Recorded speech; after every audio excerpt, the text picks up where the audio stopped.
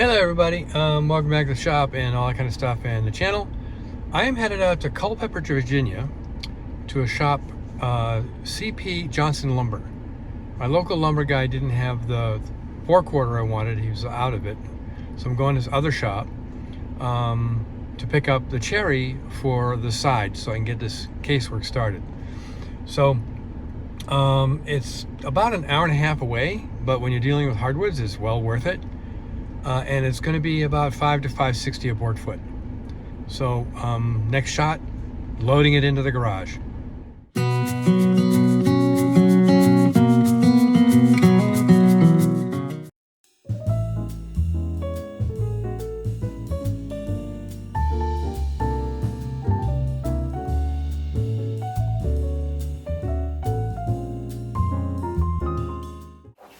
The cherry. So I bought 2 long pieces, had them cut them in half.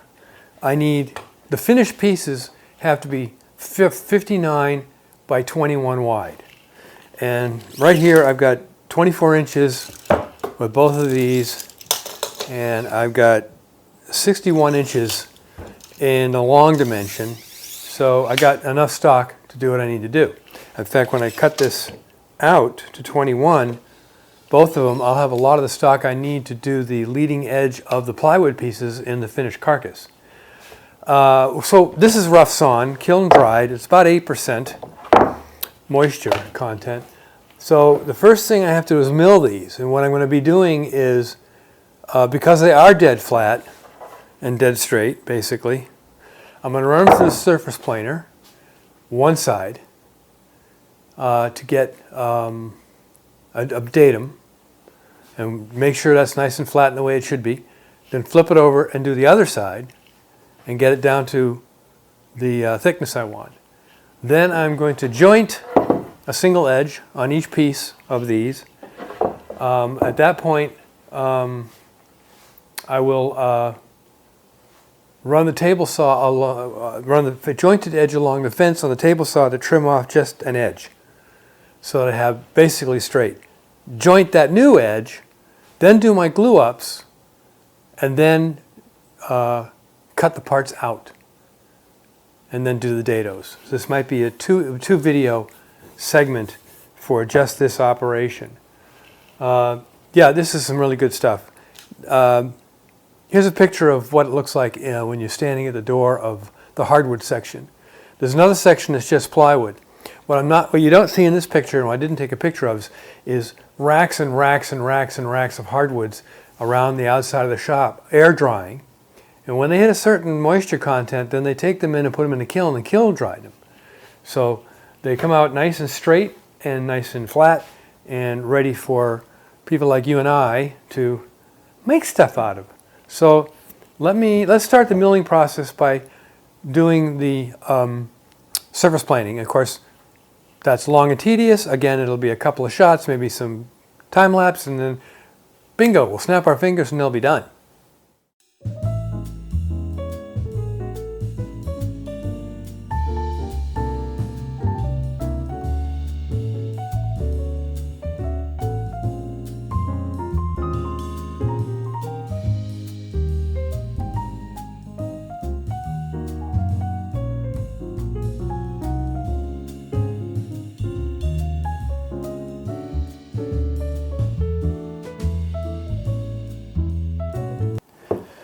Well, so y'all get the idea. You know how this works.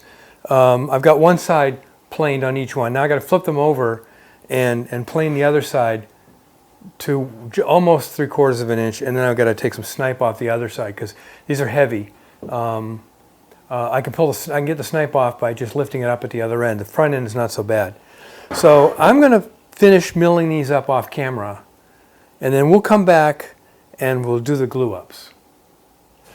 Basically what I'm going to do is just put these up like so, like that, and get them square because they're kind of flat so they can easily stay that way, and put the clamps on. I want them relatively high up here because, of course, it has to pass over the fence for the jointer. Get this one here. and at least 1 or 2 in the center.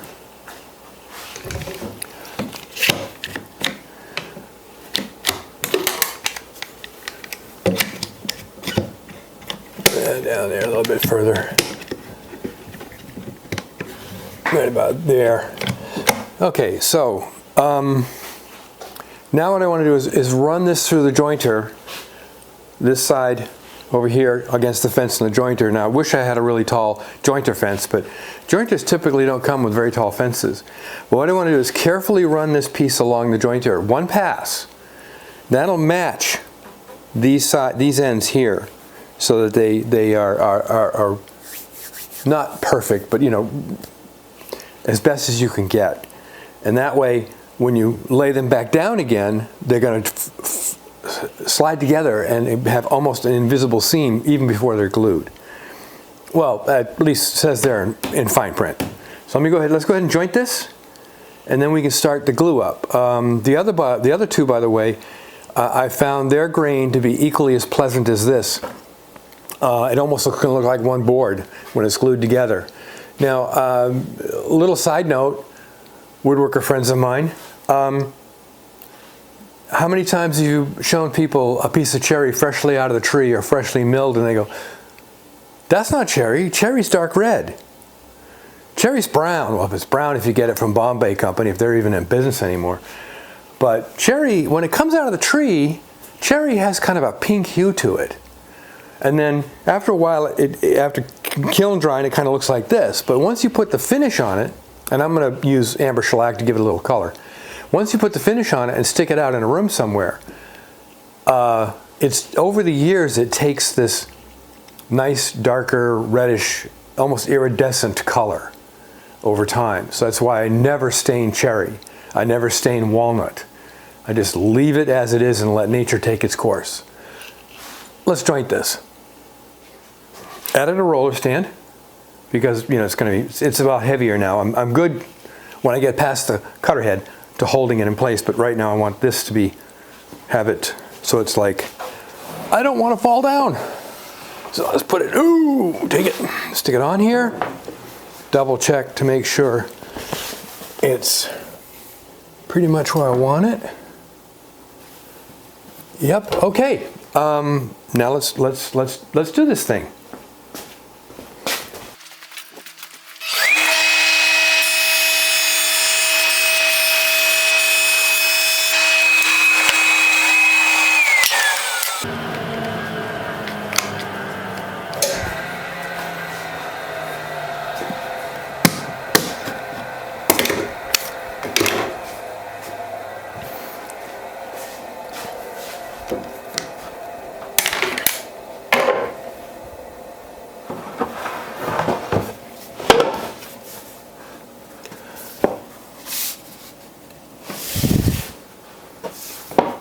Much better, very, very much tighter. So the next step is, of course, to glue the darn thing up. So I got to cut the biscuit slots, of course, and then we'll go ahead and glue this thing up. Yeah, that's going to look nice. Again, I've laid out my back-to-back clamps, clamped to the bench top, 3 of them. The 4th one was damaged years ago. I was able to find the parts to repair it, and they're on the way. So just three biscuits just for alignment, a mallet to persuade any alignment I need to do once the joint is under friction, and I've got the back-to-back clamps and some of my bessies here to make sure that everything's nice and tight. This is one of those deals where you don't want to squeeze, you don't really want to starve the joint, but you want it snug. I've sprayed down the clamps with Blaster dry lube. I'm going to do more on this later along with another tool that I found very helpful in this project.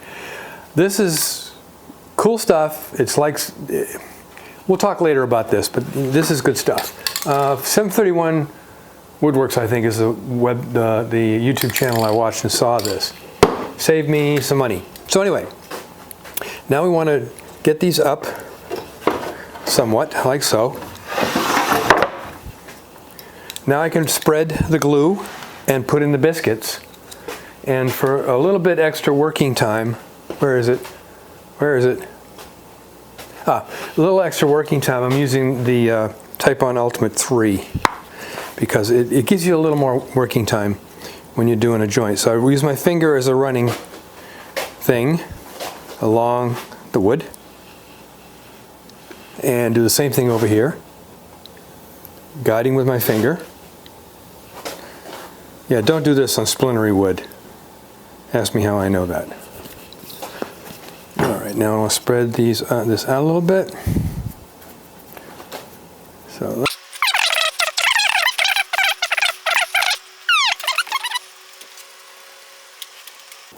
Okay, that's pretty well spread out. Now I'll throw in some biscuits. I keep my biscuits in glass jars, oops, with desiccant pack so that they don't get all swelly and stuff. Like I said, this is basically just for alignment. That one's tight. There we go. So now, let's lay these back down. Up. I got some glue on my shirt. Good thing it washes out. Like that. Line these up. And that's in there and that's in there. Let me get this.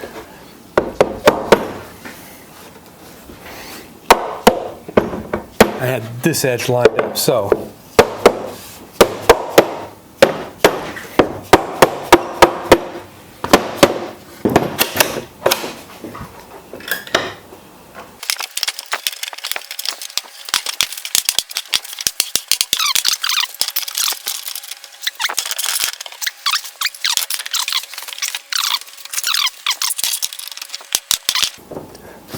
That's it. So this is one side, obviously, of the of this cabinet. This is the face side. This is the side that's going to be facing the public. Now I can't get back around here. So this is all going to get sanded nicely.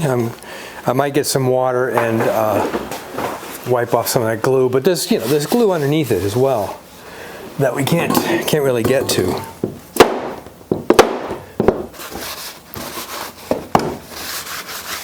Okay, that's one side. When I mean this is one side, I mean this is the upper and lower cabinet. So not only am I making it all in one piece and then going to cut it in half, the grain's going to match from top to bottom. This is, I don't know which is the top yet, but from top to bottom the grain's going to match. So it looks like, it actually looks like one piece of wood, close to it anyway, except for some crowns here and there. It looks like almost like one piece of wood, but it does look book matched. There is that. I'm guessing when I pulled these out of the pile at the shop, they were, yeah, that's fine. They were very close to the same spot on the tree or whatever. So this needs to obviously cure. I'm going to let it cure for a couple of hours, pull it out, and then do the second one. You see me do one. You don't need to see that on camera. Yeah, it's tight, guys. It's tight. Here's the second one. Bessie's are all put away because it's ready to come out of the clamps, like so. And I need a little scraping here on the other side.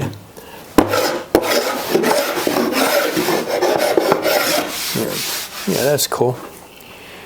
And there they are. I got the two of them ready for the next steps. But let me talk a little bit about throwing it all over the place.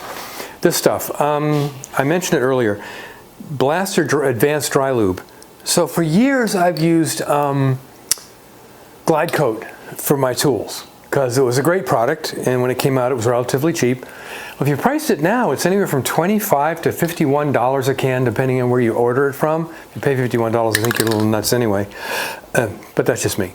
Anyhow, so 731 Woodworks did a piece on this, and I said I'll give it a try. I don't want to spend that kind of money on stuff for a lubricant, dry lube.